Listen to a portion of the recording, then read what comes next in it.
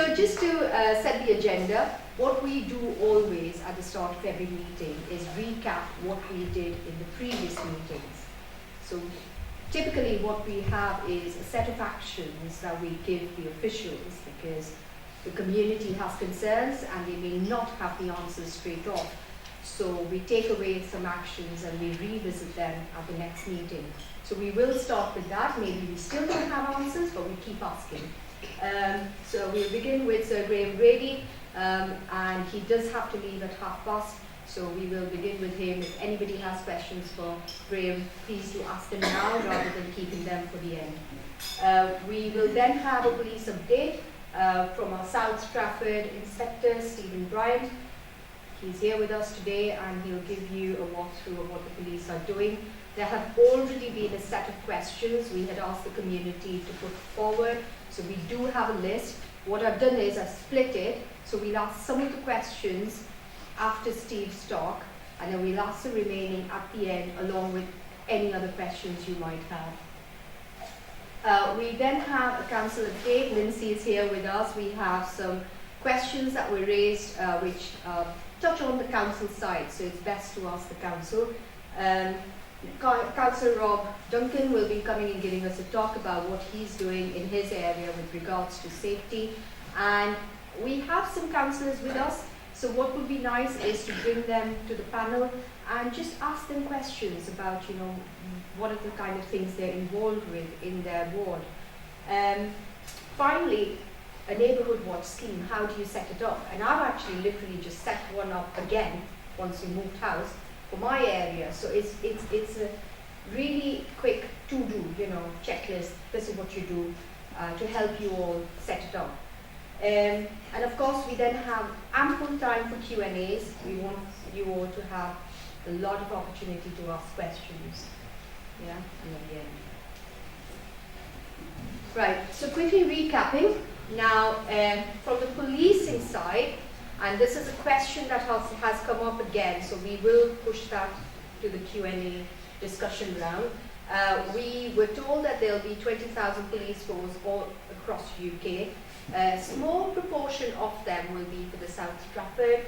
We'd like to know what's happening about that because it was a to-do, it was a takeaway, and we just want to know what's happening there. Also, there was a district task team that was specifically now looking into burglaries and responses. So it'd be nice to know what are the plans that the police has around this area. So Sir Graham Brady, when we attended the last meeting, we were talking about double sentencing, and we just want to know what's happening in that space. Also, the reporting of crimes. I know there is some system kind of issue with the police for some years, but it has been long-standing. Again, this is a question that has been raised.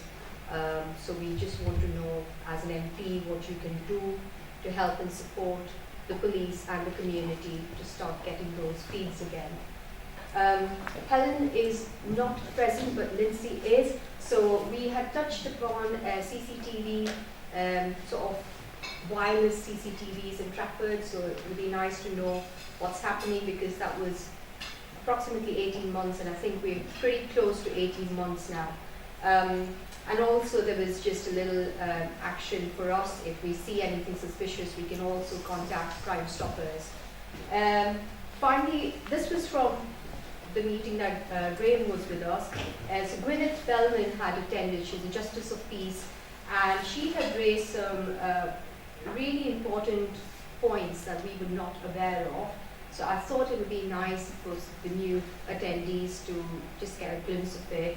So what she said is that most crime cases start and end in the magistrate's court, and only 5% crime is reported on the news. So we see a lot of action at the back which we don't get to know of. And sometimes it may feel like a criminal has walked away free, but they are doing very, very tough community service, which actually is worse than being in prison. I can see some disagreement there. We can bring it up in the Q&A. But yes, this is what we were told. Okay, so now just from our side, what we used to do is we used to present stats based on what we were, the kind of feeds we were getting on our WhatsApp group. So we used to have like graphs showing whether there's been a spike between the last meeting and the next meeting. But what we have seen is actually a drop in the number of reports that we are getting on the WhatsApp. That doesn't mean crime is not happening. That doesn't mean burglaries are not happening. From a Be Safe perspective, what we're seeing is a shift from a lot of house burglary alerts to more suspicious activity and carjacking alerts. So we're seeing a lot more of cars being stolen and suspicious people visiting houses. So we're seeing a lot more of that. What has happened recently is on the 23rd of November, we had an inaugural meeting where traffic police has taken the initiative to revive the Independent Advisory Group, or IAG. We have our interim chair over here, Joe Nicholson. I'm also in the group with Joe. People who are interested, please do let me know, because traffic police is looking at about 5-6 more volunteers. Yeah. So it's our chance to contribute to how we want policing to happen in Trafford. Like I said, we got some money thanks to the council. So what we have done with that is we purchased some safety kits, which are available over here. So when you are leaving, or whenever you want really, but I guess in the end, if you could collect whatever you want, it's all free. And finally, I met with the North Neighbourhood Sergeant Leanne Kennedy. She's a lovely, lovely officer, and she is very keen to revive the Trafford Neighbourhood Watch Scheme. I am the Trafford-wide coordinator, so but I did mention that it's been very quiet and we've not been receiving police feeds, so how do we distribute it? So that's something we're looking at reviving. This is a quick, maybe if somebody wants to take a picture to know who their local PCSOs are. Here's the list, because we keep getting asked this question, but it's also available on our website in the security blogs section. So we have our local PCSO from Broadheath. Yeah, I'm PC would be officer for Broadheath, which is not on there, but I'm the other one for Broadheath, so if you need me, PC's on this. We might need you. At home, we might need you. All right, fantastic. Okay. Like I said, safety items. So we've got, just to let you know what's there, we've got 2 different kinds of personal alarms. The wristwatch, if somebody wants to wear it.